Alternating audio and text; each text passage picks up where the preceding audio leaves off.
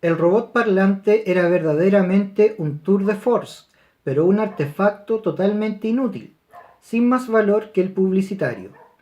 Cada hora, un grupo de visitantes escoltados por un empleado se detenía delante del robot y hacía preguntas al ingeniero encargado, con discretos susurros.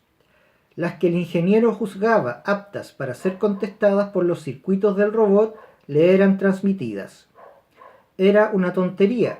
Puede ser muy interesante saber que el cuadrado de 14 es 196, que la temperatura en este momento es de 28 grados centígrados, que la presión del aire acusa 750 milímetros de mercurio y que el peso atómico del sodio es 23. Pero para esto, en realidad, no se necesita un robot. No se necesita, en especial, una enorme masa inmóvil de alambres y espirales que ocupa 23 metros cuadrados. Pocos eran los que volvían para una segunda experiencia, pero una adolescente estaba tranquilamente sentada en un banco esperando la tercera exhibición. Era la única persona que había en la sala cuando Gloria entró, pero no la miró. Para ella, en aquel momento, otro ser humano era un ejemplar completamente despreciable. Consagraba su atención a aquel objeto lleno de ruedas dentadas.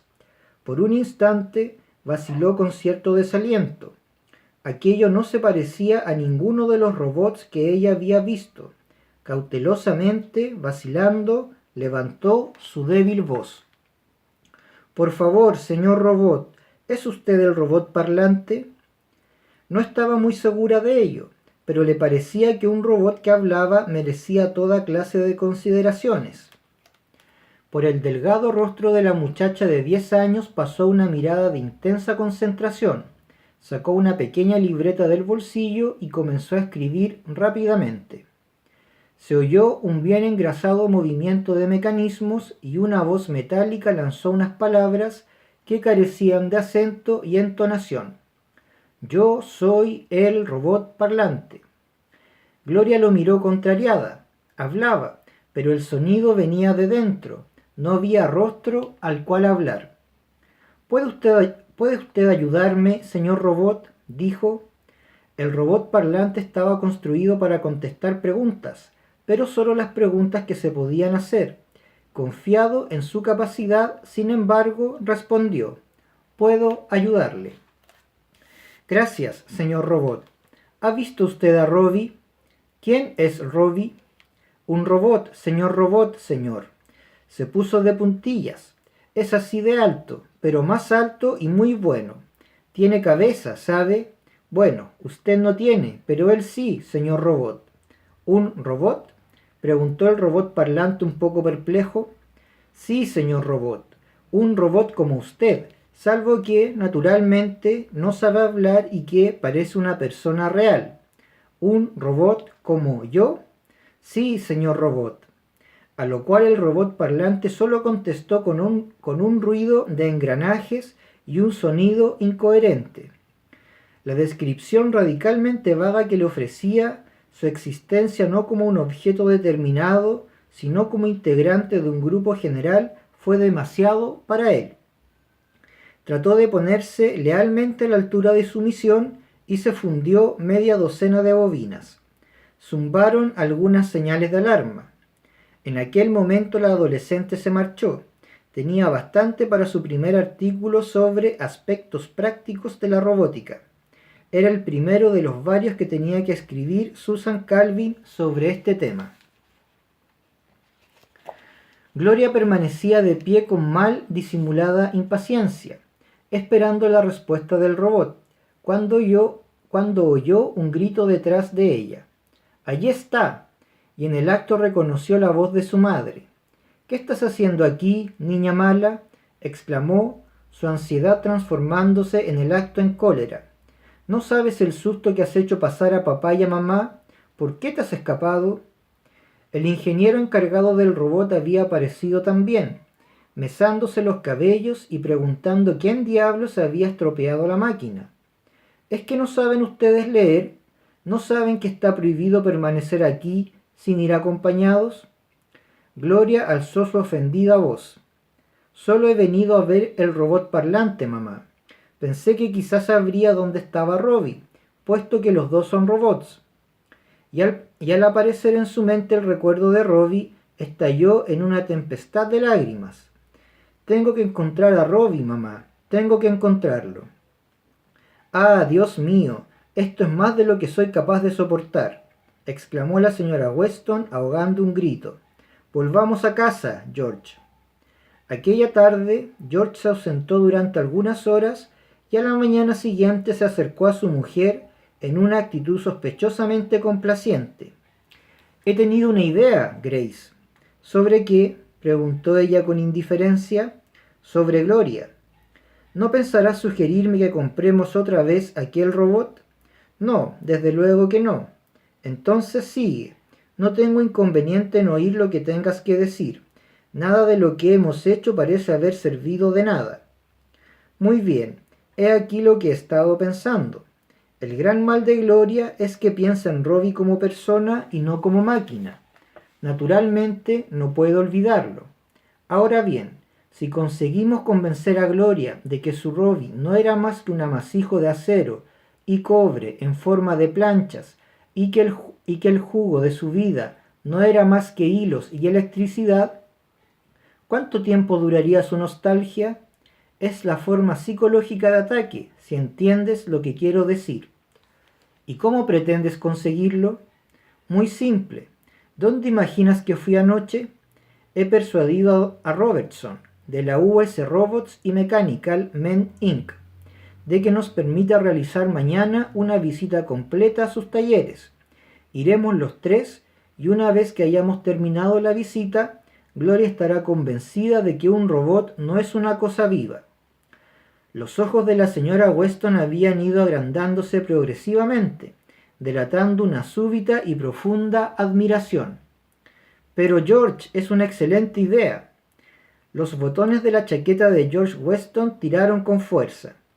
Una de las tantas que tengo, dijo. El señor Struthers era un director general concienzudo y con una natural inclinación a la locuacidad. Esta combinación dio por resultado una visita que fue totalmente, quizá en exceso, explicada en todas sus fases. Sin embargo, la señora Weston no se aburría. Al contrario, más de una vez se detuvo e insistió en que explicase con detalle algo en un lenguaje suficientemente claro para que Gloria lo entendiese. Bajo la influencia de esta apreciación de sus facultades narrativas, el señor Struthers se sintió comunicativo y se extendió con mayor genialidad todavía, si cabía. Incluso George Weston demostraba una creciente impaciencia. Perdóneme, Struthers, dijo, interrumpiendo una conferencia sobre la célula fotoeléctrica. ¿No tienen ustedes una sección donde solo se emplee mano de obra robot? Oh, sí, desde luego, dijo sonriendo a la señora Weston. Un círculo vicioso, en cierto modo. Robots creando más robots. Desde luego, no hacemos una práctica general de ello. En primer lugar, porque los sindicatos nunca nos lo permitirían. Pero conseguimos poder utilizar unos pocos robots exclusivamente como mano de obra robot, como una especie de experimento científico. Comprenda, prosiguió golpeándose la palma de la mano con sus gafas para dar peso a su argumentación. Lo que los sindicatos no comprenden, y lo dice un hombre que ha simpatizado siempre con la obra sindical en general, es que el advenimiento del robot, aun cuando en un principio implique cierta dislocación en el trabajo, tendrá inevitablemente que... Sí, Struthers, dijo Weston, pero esta sección de la que usted habla, ¿podemos verla? Debe ser muy interesante, estoy seguro. Sí, desde luego. El señor Struthers se puso las gafas con un movimiento convulsivo y soltó una tosecita de desaliento. Síganme, por favor. Mientras caminaron por un largo corredor y bajaron un tramo de escaleras, Struthers, precediendo a los demás, estuvo relativamente tranquilo. Después, una vez que hubieron entrado en una vasta habitación intensamente iluminada, donde reinaba el zumbido de una mecánica actividad, se abrieron las compuertas y el chorro de sus explicaciones se desbordó otra vez. «Aquí lo tiene usted», dijo con su voz de orgullo. «Solo robots. 5 hombres actúan como inspectores y no tienen siquiera que estar en esta habitación. En 5 años, es decir, desde que comenzamos con este proyecto, no ha ocurrido un solo accidente. Desde luego, los robots aquí reunidos son relativamente sencillos, pero la voz del director general se había convertido hacía tiempo ya en un murmullo adormecedor a los oídos de Gloria. Toda aquella visita le parecía aburrida e inútil, aun cuando hubiese muchos robots a la vista. Ninguno de ellos era ni remotamente como Robbie, y los contemplaba con manifiesto desdén. Vio que en aquella habitación no había un solo ser viviente. Entonces sus ojos se fijaron en 6 o 7 robots que trabajaban activamente en una mesa redonda en el centro de la sala, y se apartaron con una sorpresa de incredulidad. La sala era espaciosa. Gloria no podía distinguirlo bien, pero en uno de los robots era Robbie. El grito rasgó el aire. Uno de los robots se estremeció y dejó caer la herramienta que manejaba. Gloria estaba casi loca de alegría. Metiéndose por debajo de la barandilla, antes de que sus padres pudiesen impedirlo, saltó al suelo, situado algunos palmos más abajo, y corrió hacia Robbie, con los brazos abiertos y el cabello flotando. Y en aquel momento las 3 personas mayores vieron horrorizadas, al tiempo que quedaban paralizadas de espanto, lo que la chiquilla no vio: un pesado tractor que avanzaba torpemente a ciegas, siguiendo el camino que tenía trazado. Weston necesitó una fracción de segundo para volver en sí, pero aquella fracción de segundo lo representó todo, porque Gloria ya no podía ser salvada. Todo era claramente inútil. Struthers indicó rápidamente a los inspectores que detuviesen el tractor, pero los inspectores no eran más que seres humanos y necesitaron tiempo para actuar. Solo fue Robbie quien actuó velozmente y con precisión. Devorando con sus piernas de metal el espacio que lo separaba de su pequeña ama, se lanzó hacia ella viniendo de la dirección opuesta. Todo ocurrió en un instante. Extendiendo el brazo, Robbie agarró a Gloria sin moderar su marcha en lo más mínimo, y quitándole, por consiguiente, todo el aire de los pulmones. Weston, sin comprender muy bien lo que ocurría, sintió, más que vio, a Robbie pasar a su lado como un alud y detenerse en seco. El tractor cortó el camino donde había estado Gloria, medio segundo después de que Robbie la hubiese arrastrado 3 metros, y se detuvo con un chirrido metálico y prolongado. Gloria recobró el aliento. Fue sometida a una serie de apasionados abrazos y caricias por parte de sus padres y se volvió emocionada hacia Robbie. En lo que a ella concernía, nada había ocurrido, excepto que había encontrado a su amigo, pero la expresión de la señora Weston había pasado de la franca alegría a la de una sombría suspicacia. Se volvió hacia su marido y, pese a su descompuesto y alterado aspecto, consiguió adoptar una actitud formidable. «Tú has preparado esto, ¿verdad?». George Weston se secaba la abrasada frente con un pañuelo. Su mano temblaba y sus labios solo conseguían esbozar una sonrisa sumamente tenue. Robbie no estaba construido para un trabajo de ingeniería o construcción, prosiguió la señora Weston siguiendo el hilo de sus ideas. No podía serles de ninguna utilidad. Lo has hecho colocar aquí a fin de que Gloria pudiese encontrarlo. Sabes que lo hiciste. Pues sí, dijo Weston, pero ¿cómo iba a saber yo que el encuentro tenía que ser tan violento? Y Robbie le ha salvado la vida. Esto tienes que reconocerlo. No puedes volver a despedirlo.